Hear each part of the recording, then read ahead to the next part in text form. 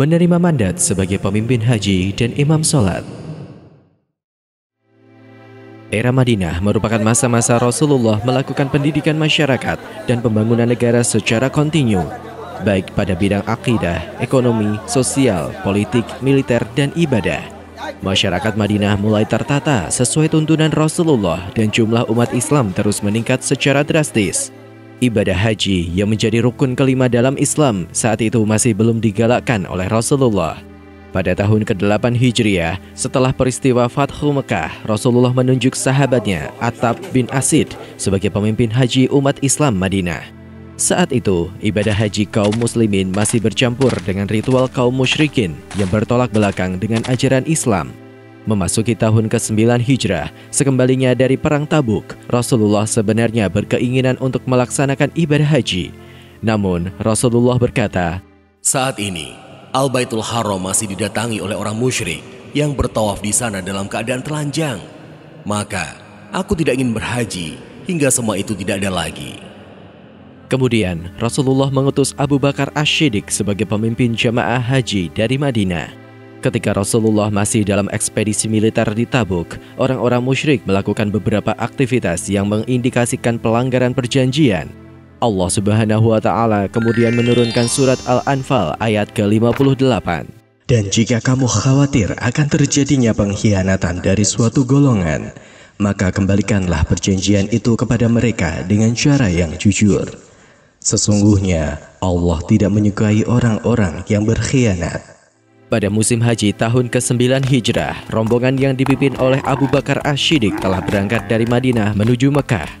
Kemudian turunlah surat Al-Bara'ah atau dikenal juga sebagai surat At-Taubah ayat ke-1 sampai 5. 1. Inilah pernyataan pemutusan hubungan dari Allah dan Rasul-Nya yang dihadapkan kepada orang-orang musyrikin yang kaum muslimin telah mengadakan perjanjian dengan mereka.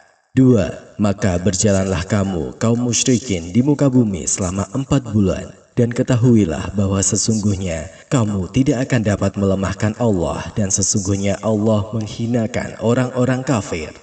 3. Dan inilah suatu pemakluman daripada Allah dan Rasul-Nya kepada umat manusia pada hari Haji Akbar, bahwa sesungguhnya Allah dan Rasul-Nya berlepas diri dari orang-orang musyrikin.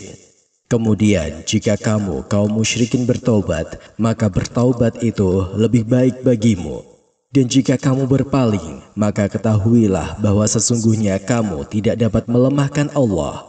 Dan beritakanlah kepada orang-orang kafir bahwa mereka akan mendapat siksa yang pedih. 4. Kecuali orang-orang musyrikin yang kamu telah mengadakan perjanjian dengan mereka, dan mereka tidak mengurangi sesuatu pun dari isi perjanjianmu, dan tidak pula mereka membantu seseorang yang memusuhi kamu, maka terhadap mereka itu penuhilah janjinya sampai batas waktunya. Sesungguhnya Allah menyukai orang-orang yang bertakwa. 5. Apabila sudah habis bulan-bulan haram itu, maka bunuhlah orang-orang musyrikin itu di mana saja kamu jumpai mereka, dan tangkaplah mereka. Kepunglah mereka dan intailah di tempat pengintaian. Jika mereka bertaubat dan mendirikan sholat dan menunaikan zakat, maka berilah kebebasan kepada mereka untuk berjalan. Sesungguhnya Allah Maha Pengampun lagi Maha Penyayang. Rasulullah menugaskan Ali bin Abi Thalib menyusul rombongan Abu Bakar Ash-Shiddiq. Pada sebuah tempat bernama Zul Halifah, Ali bin Abi Thalib berhasil menemui Abu Bakar.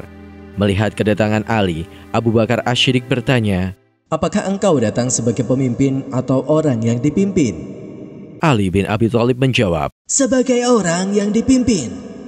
Ali bin Abi Thalib selanjutnya bersama rombongan Abu Bakar Ash-Shiddiq melanjutkan perjalanan dan melaksanakan ibadah haji. Pada pelaksanaan ibadah haji tersebut, Abu Bakar Ash-Shiddiq menyampaikan khutbah pada hari Arafah, hari raya Idul Adha, dan pada hari Nafar awal. Abu Bakar Ash-Shiddiq memperkenalkan kepada orang-orang bagaimana manasik haji, yaitu wukuf, ifadah, nahr, nafar, melempar jumroh, dan seterusnya. Sedangkan Ali bin Abi Thalib terus bersama Abu Bakar Ash-Shiddiq pada setiap sesi ibadah haji.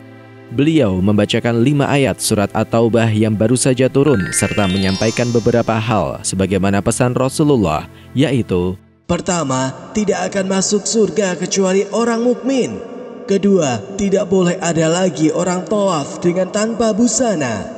Ketiga, barang siapa yang ada perjanjian antara dirinya dengan Rasulullah, maka perjanjian itu berlaku sampai batas waktunya. Keempat, setelah tahun ini, orang musyrik tidak boleh lagi melaksanakan haji. Abu Bakar Asy-Syiddiq memerintahkan Abu Hurairah dan beberapa sahabat lainnya membantu tugas Ali bin Abi Thalib. Rasulullah berpesan kepada Ali bin Abi Thalib agar menghentikan perjanjian pada musim haji sampai didengar oleh kaum musyrik. Hal tersebut untuk menyesuaikan dengan tradisi bangsa Arabia, kebiasaan yang sudah lazim dilakukan bahwa untuk melakukan suatu perjanjian atau mengakhirinya, maka hanya dilakukan oleh seorang tokoh terkemuka atau kerabat dekatnya.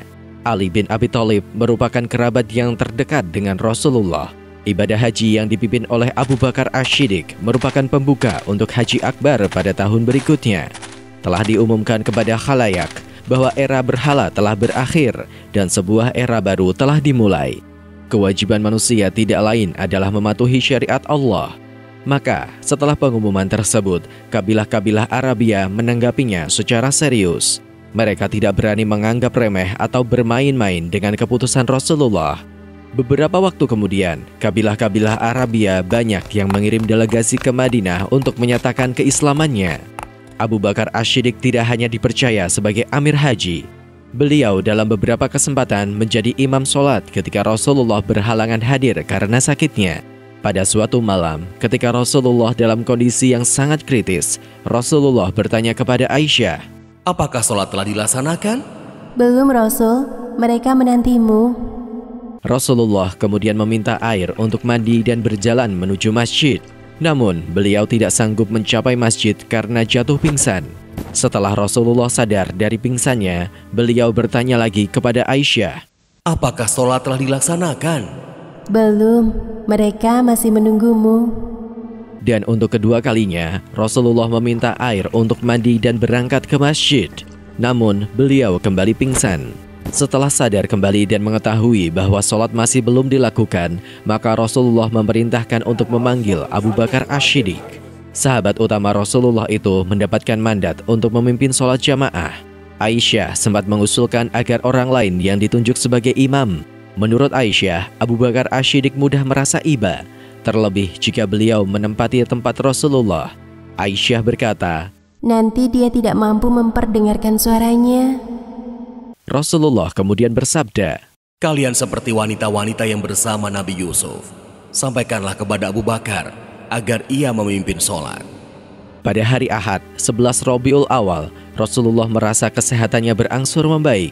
Beliau keluar dari rumah menuju ke masjid dengan selembar kain yang melilit kepala.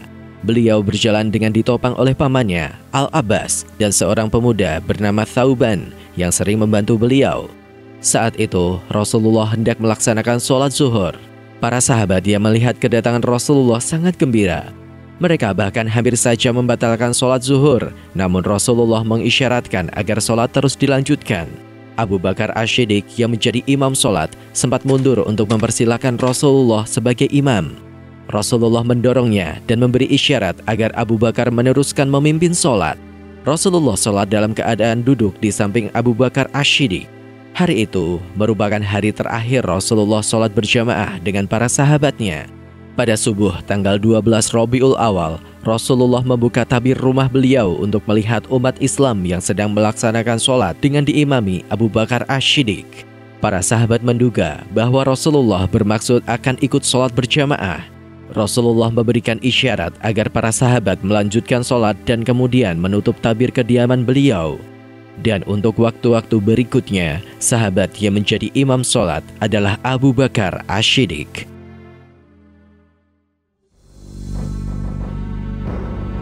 Penulis naskah Abdullah Hasan, ilustrator Yudi Toto, narator Dia Rashid Putra, musik Agus TM, editor Anggit Febrila, produser Haidar Ahmad Furqoni, diproduksi oleh Kastadi Sentra Media.